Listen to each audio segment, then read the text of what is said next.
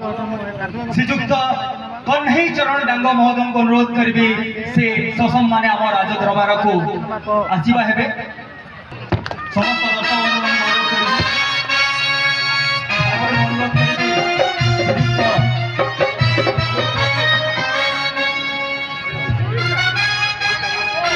दर्शक अनुरोध करी श्रीजुक्त शेष कुमार मेहर पूर्वतन सभापति राज कर्मचारी मान को अनुरोध करी जोरदार करताली जो सांग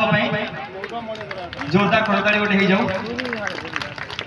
वर्तमान को डाकी तब आगमन धन्य राजपुरी मोर ससम्मान आसन गोटे जोरदार करताली हो जाऊ दर्शक बंधु सम्मान आसन अलंकृत करंतु वर्तमान दरबार को डाकी श्रीमती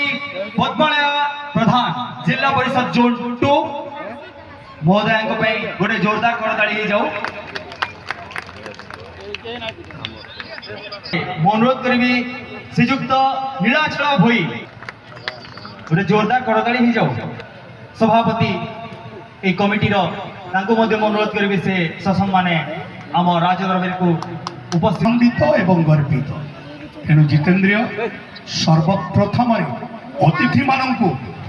बाबा पाखरे माँ पाखरे दीप प्रज्वलन करने देउछि आदेश महाराज।